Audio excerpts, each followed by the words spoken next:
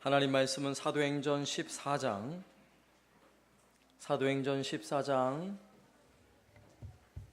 19절에서 28절까지 말씀입니다. 신약성경 213쪽 사도행전 14장 19절에서 28절까지 말씀 제가 봉독하겠습니다. 유대인들이 안디옥과 이고니온에서 와서 무리를 충동하니 그들이 돌로 바울을 쳐서 죽은 줄로 알고 시외로 끌어내치니라. 제자들이 둘러섰을 때에 바울이 일어나 그 성에 들어갔다가 이튿날 바나바와 함께 더베로 가서 복음을 그 성에서 전하여 많은 사람을 제자로 삼고 루스드라와 이고니온과 안디옥으로 돌아가서 제자들의 마음을 굳게 하여 이 마음에 머물러 있으라. 권하고 또 우리가 하나님의 나라에 들어가려면 많은 환난을 겪어야 할 것이라 하고 각 교회에서 장로들을 택하여 금식 기도하며 그들이 믿는 주께 그들을 위탁하고 비시디아 가운데로 지나서 밤빌리아에 이르러 말씀을 버가에서 전하고 아달리아로 내려가서 거기서 배 타고 안디옥에 이르니 그곳은 두 사도가 이룬 그 일을 위하여 전에 하나님의 은혜에 부탁하던 곳이라. 그들이 이르러 교회를 모아 하나님이 함께 행하신 모든 일과 이방인들에게 믿음의 문을 여신 것을 보고하고 제자들과 함께 오래 있으니라. 아멘. 사도 바울은 루스드라라는 지역에서 쉽게 경험할 수 없는 아주 독특한 사건을 두 가지를 경험합니다. 그 첫 번째 사건은 우리가 지난 주일에 살펴본 내용인데 모든 사람이 부러워할 만한 내용이에요. 사도 바울이 루스드라에 있는 수많은 군중들로부터 제우스 신이요, 헤르메스 신이요 이러면서 막 소를 끌고 와서 바울과 바나바를 신으로 섬기려 했던 이런 사건이 벌어집니다. 그들이 그렇게 환호했던 이유는 사도 바울이 설교하는 도중에 내 발로 지금 일어서라 안진뱅이를 향하여 명할 때 안진뱅이가 자리에서 벌떡 일어났거든요. 이 기적을 목격한 수많은 군중들이 바울과 바나바를 향해 환호하고 있는 것입니다. 사실 이러한 분위기는 세상적 기준으로 보면 성공한 거예요. 대단한 성공을 이룬 것입니다. 그럼에도 불구하고 바울은 자신을 신으로 숭배하려는 사람들, 군중을 향해 옷을 찢으며 달려 들어갑니다. 그리고 나도 당신들과 똑같은 사람인데 어째서 이렇게 헛된 일을 하냐고. 내가 복음을 전하는 이유는 이런 헛된 일을 버리고 하나님께 돌아오라고 내가 복음을 전하는 것이다. 이러면서 복음을 전했던 사건을 우리가 앞서서 살펴보았습니다. 자, 이런 사건만을 보아도 사도 바울이 고린도전서 4장 16절에서 그러므로 내가 너희에게 권하노니 너희는 나를 본받는 자가 되라 이렇게 사도 바울이 교훈하고 있었던 것처럼 정말 사도 바울은 그 삶을 통해 우리가 어떻게 신앙생활을 해야 하는가를 잘 보여주었던 사람인 것 같습니다. 오늘 우리는 본문을 통해서 이 루스드라에서 벌어진 두 번째 독특한 사건을 살피게 될 것입니다. 오늘 벌어진 이 본문의 사건은 모두가 기대하지 않는 사건이에요. 이런 일이 벌어지면 안 되죠. 19절 말씀에 보세요. 어떤 일이 벌어졌는지. 유대인들이 안디옥과 이고니온에서 와서 무리를 충동하니 그들이 돌로 바울을 쳐서 죽은 줄로 알고 시외로 끌어내치니라. 어떻게 된 것입니까? 루스드라에서 수많은 사람들에게 환호를 받던 게 바로 얼마 전인데 지금 바울이 거쳐왔던 안디옥과 이고니온에서 바울이 복음 전하는 걸 몹시 싫어했던 사람들, 그래서 그 동네에서 쫓아냈고 그 동네에서도 바울을 괴롭히고 핍박하려고 했던 그들이 루스드라까지 찾아온 거예요. 그리고는 그 동네 사람들을 충동질해서 바울을 향해 돌을 던져 그를 죽이려고 한 사건이 벌어진 것입니다. 바울은 돌에 맞아가지고요 거의 죽었어요. 그래서 사람들은 그를 매다가 그냥 성 밖에 던져버렸는데, 자, 이런 사건이 여러분 벌어진다는 것을 여러분 기대가 되세요? 여러분 혹시 나도 복음 전하다가 저렇게 돌에 맞아서 죽을 뻔했으면 이런 기대감이 있으세요? 아무도 그런 기대를 하지 않아요. 오늘 말씀에서 돌을 던져서, 돌을 쳐서, 돌로 바울을 쳐서라는 의미는 그냥 돌을 몇 대 맞았다는 이야기가 아니에요. 유대인의 사형제도,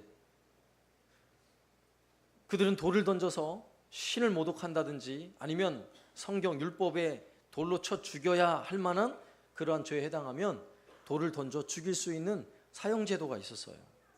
그러니까 사형을 집행한 것입니다. 돌을 던져서 사람을 죽이는 이런 아주 끔찍한 사건이 루스드라에서 벌어진 것입니다. 그러면 한번 생각해 보세요. 그토록 복음을 들고 충성하는 바울인데 어째서 이런 고난의 일을 경험해야 할까요? 도대체 왜 이런 일이 벌어지냐고요. 차라리 바울과 바나바가 루스드라 사람들이 제우스 신이여, 헤르메스 신이여 이러면서 그들을 높였을 때 만약에 정말 신처럼 군림을 했다면 이런 끔찍한 일은 당하지 않았을 거예요. 그죠? 그런데 그걸 마다했어요. 나도 너희들과 똑같은 사람이다. 그러면 하나님이 오히려 지켜주셔야죠. 이렇게 돌에 맞아 죽을 지경에 이르도록 고난을 당한다는 건 너무 가슴 아픈 일 아니겠어요?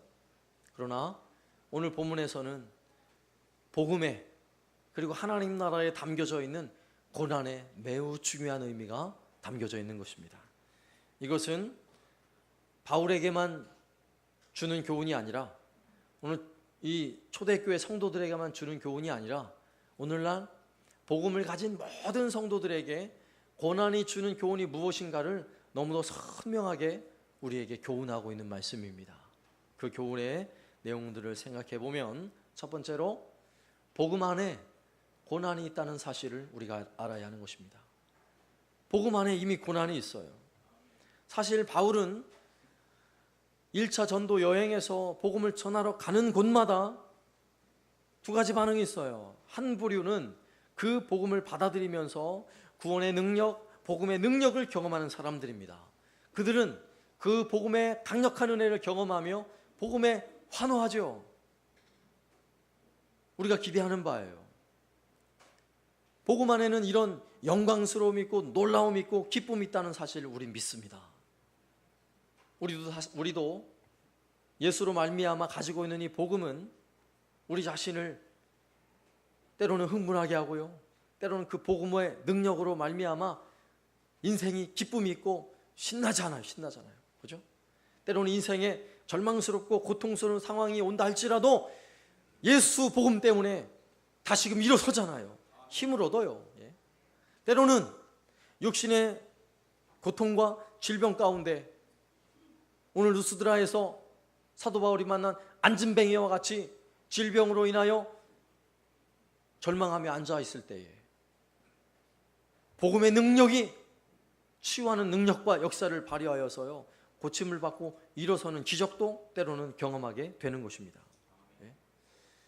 인생은 끊임없이 우리를 절망의 늪으로 몰아붙이지만 복음은 그런 절망의 늪에서 손을 잡아 일으켜내는 거예요.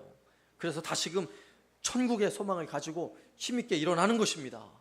그래서 얼굴에 슬픔과 근심이 사라지고 얼굴에 환한 미소와 기쁨이 넘쳐나는 것, 이것이 복음의 능력이라는 사실을 우리는 믿습니다. 그래서 이렇게 복음은 영광스러운 거예요. 정말 놀라운 것이에요.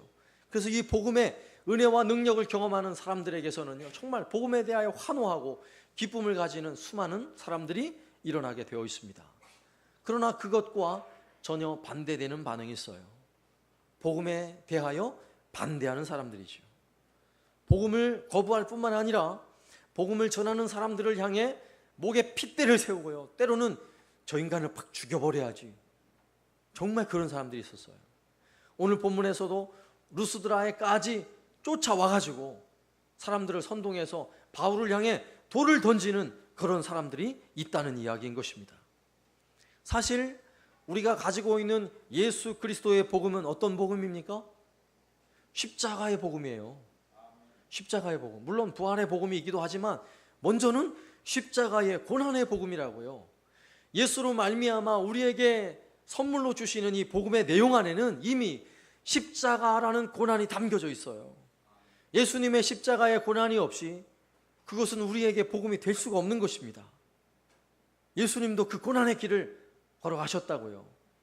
뿐만 아니라 예수님을 따르는 모든 제자들에게 예수님 뭐라고 말씀하세요? 마태복음 16장 24절 말씀에 이에 예수께서 제자들에게 이르시되 누구든지 나를 따라오려거든 자기를 부인하고 자기 십자가를 지고 나를 따를 것이니라. 아멘. 예수님 이렇게 말씀하셨어요. 너희들 그냥 무조건 따라오면 돼. 이게 아니라 자기 십자가를 지고 따라오라고 주님 말씀하셨다고요. 주님이 지신 십자가가 고난이라면 내가 짊어져야 할 십자가는 고난이 아니겠어요? 마찬가지로 고난의 십자가인 것입니다. 내게 주어진 십자가를 짊어지고 주님을 따라야 하는 것이 그게 주님을 따르는 제자들의 모습인 것입니다. 우리가 가진 복음은 이렇게 반대하고 복음에 대하여 반항하고 반대하고 핍박하는 사람들이 있는 이유가 뭔지 아세요? 오늘날 이렇게 민주사회에도요, 교회를 향해 끊임없이 모독을 하고 목에 핏대를 세우는 사람들이 수도 없이 많은 이유가 무엇인 줄 아세요? 복음은 진리이기 때문에 그래요. 진리이기 때문에. 진리는 비진리에 대하여 배타적인 거예요. 진리가 아닌 것에 대하여 그것도 맞습니다 라고 말하는 것은 진리가 아닌 것입니다. 복음은 진리예요. 진리. 우리가 가진 복음은 세상 그 어떤 것과 비교해도 전혀 손색이 없는 참 진리인 것입니다. 그런데 세상은 진리를 이렇게 희석해요. 어떻게 희석하냐면 서로가 마치 당신들도 좋은 종교입니다. 당신들도 좋은 종교예요. 구원은요 한 곳에만 있는 게 아니라 여기도 구원이 있고 저기도 구원이 있습니다. 불교도 구원이 있고 가톨릭도 구원이 있고 기독교도 구원이 있고 저 이슬람도 구원이 있고 아니 우리나라 유교에도 구원이 있고 아니 조상신을 섬겨도 구원이 있고 아니 혼자 자기 주먹을 믿어도 구원이 있습니다. 얼마나 좋아 보여요. 그래서요 서로 당신도 옳아요 당신도 옳아요. 온 세계가 이 이야기를 진리로 믿고 따라가요. 그러나 얼마나 어리석은 이야기인지 한번 잘 들어보세요. 어떻게 진리가 당신도 진리입니다 당신도 진리입니다 우리 다 전부 다 진리입니다 전부 다른데 다 진리라고 말하면 그게 진리예요? 그건 진짜 거짓인 것입니다. 그런데 그 모든 종교들이 우리가 서로 다 똑같습니다라고 말할 때 기독교는 배타적이에요. 우리는 단호하게 거부합니다. 무슨 소리예요? 구원은 오직 하나밖에 없습니다. 구원은 오직 예수 그리스도 안에 있습니다. 우리는 이걸 거부할 수 없어요. 모든 종교가 하나 되어서 서로 웃고 떠들고 서로를 막 높여주고 존중해준다 할지라도 기독교는 이 진리를 그냥 내던질 수 없는 것입니다. 왜 그래요? 진리기 때문에 그래요. 진리기 때문에. 그래서 이 진리를 주장하면 모두로부터 돌을 맞게 돼 있어요. 모두는 하나가 되어 있는데 기독교는 자꾸만 우리만 진리라고 말하니까 당연히 돌을 맞게 되어 있지요. 사도 바울이 가는 곳마다 이렇게 복음의 진리에 대하여 반대하는 수많은 사람들이 있었습니다. 심지어는 그렇게 복음을 전하는 일을 죽이기 위해서 오늘 말씀에서는 돌을 던지잖아요. 돌을 던져요. 얼마나 놀라운 사건입니까? 우리나라 한국에 복음이 처음 들어올 때도 어떤 일이 있었는 줄 아세요? 쇄국 정책을 펼치고 이 나라가 수많은 미신과 샤머니즘에 물들어 있는 우리나라였죠. 그죠?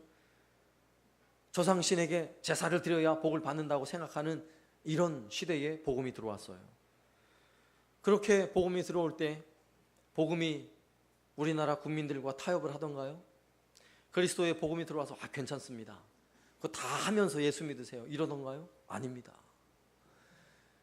생명을 걸고 목베임 당해 죽음을 당하는 일이 있더라도 처음에 복음을 들고 들어온 선교사님들, 처음에 예수를 믿은 우리 한국의 그리스도인들은요 철저하게 복음의 진리를 따랐어요. 심지어 복음이 들어오면서 우리 대한민국의 교회는요 술을 거부합니다. 담배 거부해요. 도박 거부해요. 중첩제도 거부합니다. 조상신에게 우상 숭배하는 제사제도 철저하게 금지합니다. 이게 복음의 진리인 것입니다. 그러니까 이런 복음의 진리를 주장하면서 얼마나 많은 사람들이 무고한 희생을 당했냐고요. 우리나라가 그랬어요. 그럼에도 놀라운 사실은 복음이 진리이기 때문에 고난이 그 안에 담겨져 있다는 사실을 알고 그 고난을 우리는 기꺼이 받아들여야 하는 것입니다. 오늘날 우리 시대도 마찬가지예요. 복음이 진리라는 사실을 우리가 믿는 성도들이라면 기꺼이 고난을 받더라도 죄를 거부할 줄 알아야 하는 것입니다. 기꺼이 우상 숭배와 하나님 이외에 다른 것을 더 사랑하는 일이 있다면 그 길이 고난의 길이라도 손해보는 길이라 할지라도 기꺼이 거부할 수 있어야 할 줄로 믿습니다. 이게 복음 안에 담겨져 있는 고난의 의미인 것입니다. 두 번째는요, 복음을 가진 사람은 닥쳐오는 이 고난 앞에서도 당당하다는 것입니다. 수많은 믿음의 사람들이 고난 앞에 당당했다는 사실 아십니까? 오늘 사도 바울도 돌에 맞아 거의 죽었어요. 사도 바울이 죽은 줄 알고 성 밖에 던졌습니다. 사도 바울을 따르는 제자들이 그를 둘러섰어요. 비참하게 돌에 맞아 죽어가는 사도 바울을 둘러섰다고요. 오늘 사도행전 14장 20절, 제자들이 둘러섰을 때에 바울이 일어나 그 성을 들어갔다가 이튿날 바나바와 함께 더베로 가서, 오늘 20절에서는 굉장히 간단하게 그 내용을 기록하고 있지만 이건 그렇게 간단한 내용이 아니에요. 제자들이 둘러섰을 때 이미 사도 바울은 죽었다 생각하고 시체를 던져놓은 상황이에요. 죽은 몸이라고요. 그런데 오늘 말씀에서는 바울이 일어나 그 성으로 다시 들어갔다라고 성경은 기록하고 있어요. 이게 말이 되겠습니까? 이게 죽은 것처럼 보이는 게 아니라 정말 거의 죽은 거예요. 아마 거의 죽었다라고도 과언은 아닐 것입니다. 그런데 어떻게 그 자리에서 벌떡 일어나서 다시 성으로 돌아가냐고요. 여러분 혹시 돌에 맞은 적 있습니까? 저는 돌에 맞아도 봤고 돌로 때려도 봤어요. 어린 시절에 동네에서 친구와 같이 서로 막 돌을 던지면서 놀아요. 좀 제가 과격하게 놀았나 봐요. 지금 생각해보면. 돌을 쫙 던지면 피했지롱 이러는 거예요. 또 돌이 날라옵니다. 그러면 피하면서 나도 피했지롱 이러면서 놀다가 돌이 날라왔는데 분명히 저는 피했는데 머리에 딱 맞은 거예요. 머리에서 피가 그렇게 많이 나는 걸 처음 봤어요. 저는.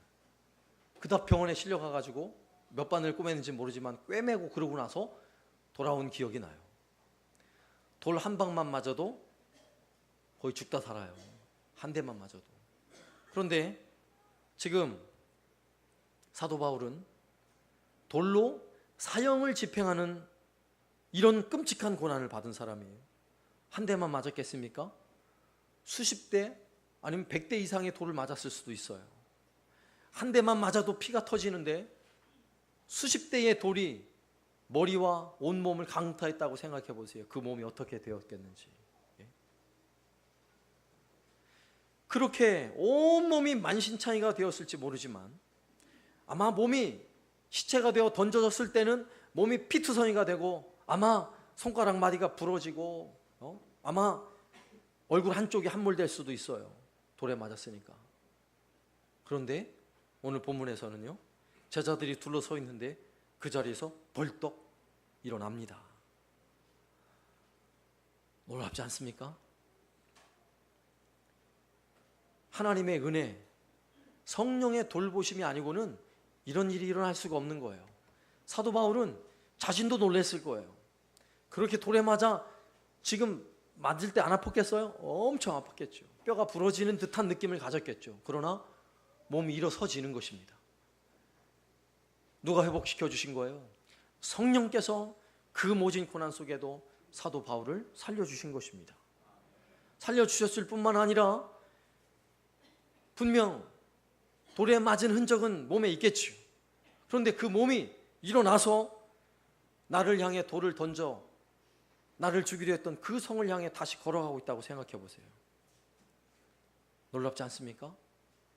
아마 제가 영화를 만든다면, 이 장면을 가지고 영화를 만든다 그러면 사도 바울이 마치 기적이 일어나서 상처가 터미네이터 상처가 착 치료되듯이 말짱해지는 이런 분위기가 아니라, 제가 기억할 때는 맞긴 맞았어도 뼈가 부러져서 어느 정도 회복은 됐어도 다리는 절면서 얼굴에 멍은 여전히 남아있은 상태로, 여전히 몸에 핏자국이 남아있는 상태로 일어났다고 저는 생각이 들어요. 그리고 그 성을 향해 걸어 들어가는 것입니다. 그 성은 어떤 성이에요? 자신을 향해 돌을 던진 성이에요. 그런데 마치 어떤 고난과 어떤 핍박이 몰려온다 할지라도, 돌에 맞아 나를 죽이려 하는 이런 모진 핍박이 있다 할지라도 복음이 이긴다, 복음은 승리한다, 이런 개선장군과 같이 그 성을 향해 다시 걸어 들어가는 이 사도 바울의 모습을 한번 생각해 보세요. 영화가 되겠죠? 네? 감동이 몰려오지 않습니까? 다리를 철면서 지금 들어가고 있다니까요. 그래, 니들이 나를 향해 돌을 던졌어, 나는 그래도 나는 복음을 전하리라, 이러면서 가는 거예요. 복음을 가진 사람은요, 이렇게 고난 앞에 당당한 것입니다. 네? 당당한 거예요. 더 놀라운 사실은, 그런 사도 바울이 하룻밤 지나고 나서 다음날 루스드라에서 거의 한 50km가량 떨어진 더베까지 이동을 합니다. 분명 몸은 성치 않았을 거예요. 그럼에도 불구하고요, 하루 종일 걷는 것보다 더 많이 걸어야 도착할 수 있는 더베까지요, 바나바와 함께 성경은요 걸어갔다라고 성경은 기록하고 있는 것입니다. 놀라운 일이죠. 하나님의 은혜가 아니면 도저히 이렇게 할 수 없는 것입니다. 이건 사람의 의지와 사람의 힘으로 될 일이 아닌 것입니다. 성령께서 도우셔서 더베에 가서 더베에서 수많은 제자들이 예수를 믿는 사건이 벌어지는 것입니다. 예? 왜 그런 일이 벌어지겠어요? 더베에서 사도 바울이 복음을 전할 때 더베에 있는 사람들은 아마 사도 바울의 몰골을 보면 사도 바울이 전하는 복음이 얼마나 진실한지를 그냥 얘기만 들어도 알 수 있어요. 왜요? 그렇게 몸이 온전하지 못한 상황에서 이 더베까지 걸어와가지고 자신들에게 예수를 믿어야 산다고 복음을 전하고 있으니 그 복음을 안 받아들일 수 있겠어요? 그래서 더베에는요 수많은 사람들이 제자가 됩니다. 예수님을 믿게 됩니다. 그리고 나서 더 놀라운 사실은, 더베에서 조금만 더 가면, 한 하루길 정도만 더 가면 사도 바울의 고향이 있어요. 다소라는 고향이 있어요. 몸도 힘들고, 그죠? 핍박을 당해서 지치기도 하고 고통스럽기도 하면 여러분 마음 같으면 어때요? 그래, 내 고향에 가서 좀 두 다리 쭉 뻗고 좀 쉬었다가 그리고 또 해도 되잖아요. 이런 마음이 들잖아요. 그런데 사도 바울은요 고향을 향해 가지 않아요. 그리고 다소에서 배를 타고 자신을 파송했던 수리아의 안디옥으로 가면 금방 갈 수 있어요. 그러나 그 길을 가지 않아요.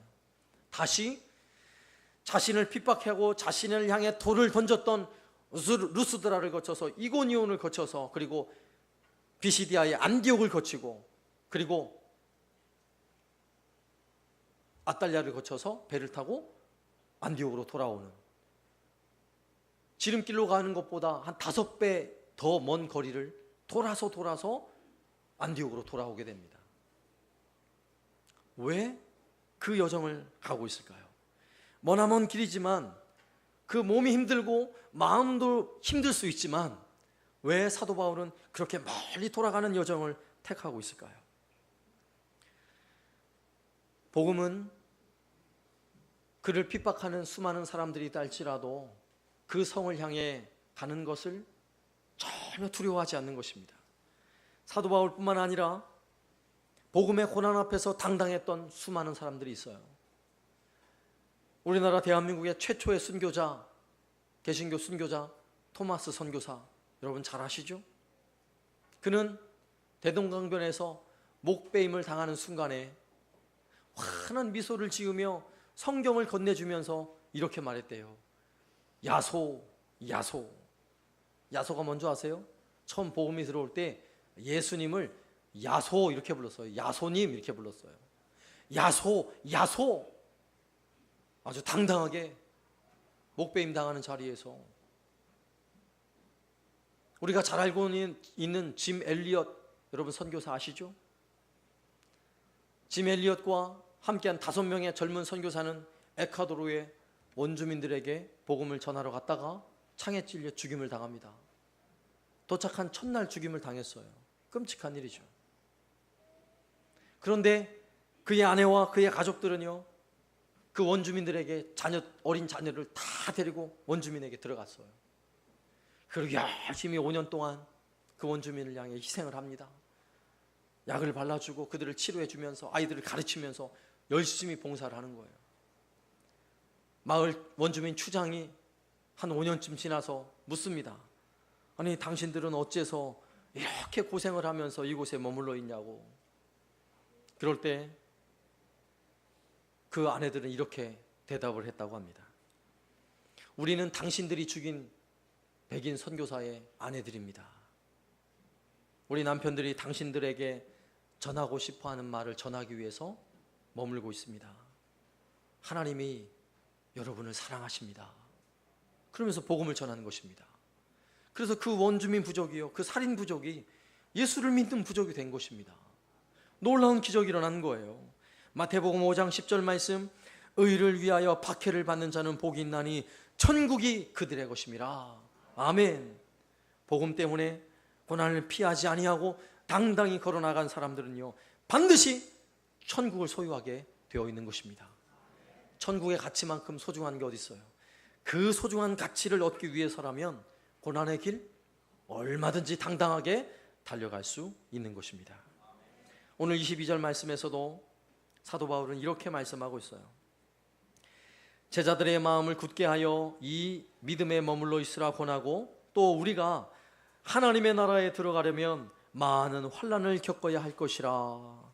이게 사도 바울이 전해준 이야기예요.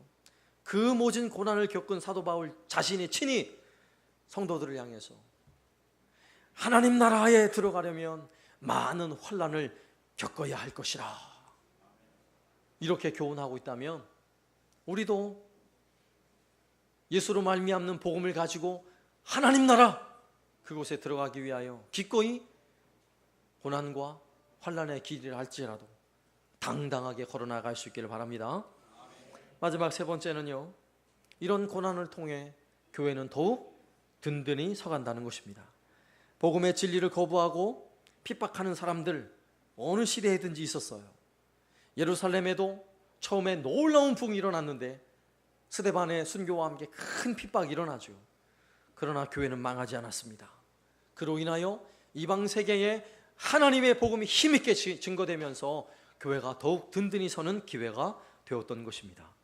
오늘 사도 바울을 향한 이 엄청난 핍박도 사도 바울을 죽음에까지 내몰 수 있는 상황이 되었지만, 복음의 능력은요, 사도 바울을 죽음의 현장에서 다시 살려냅니다. 그리고 그 사도 바울을 통해 복음의 상황 가운데도 힘있게 복음을 전함으로 수많은 제자들이 일어나는 것입니다.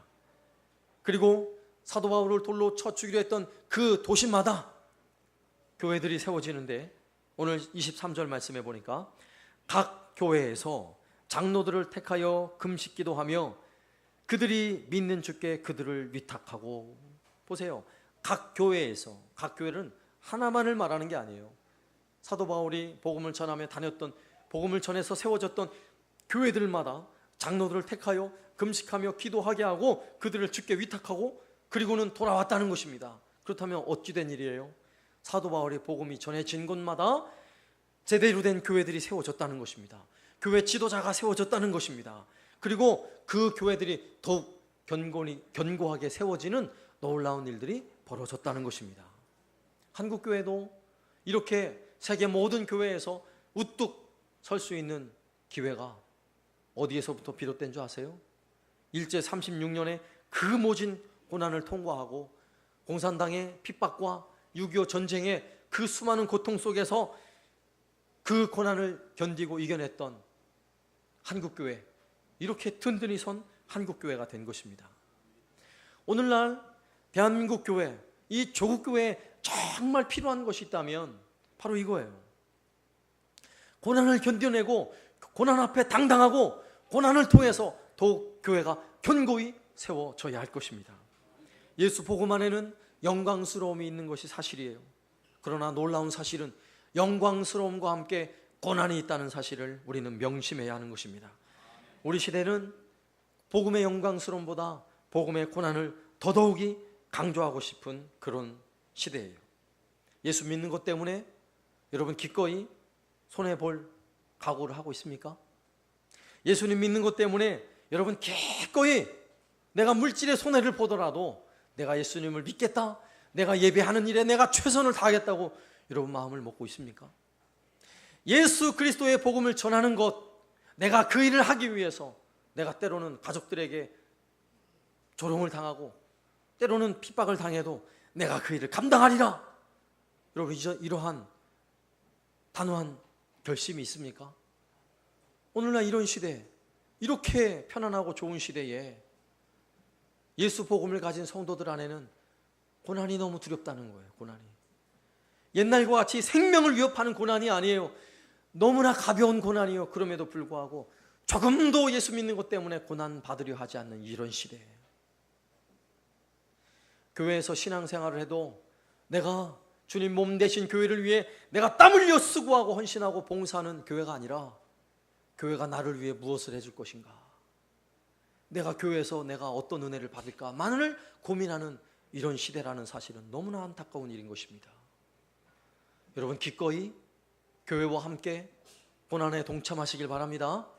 교회와 함께 주를 섬기는 일이라면 이 무더위 가운데도 농어촌 교회 우리 함께 봉사를 갑시다 그러면 앞장서서 너무 많아가지고 좀 줄여주세요, 이런 교회가 돼야지.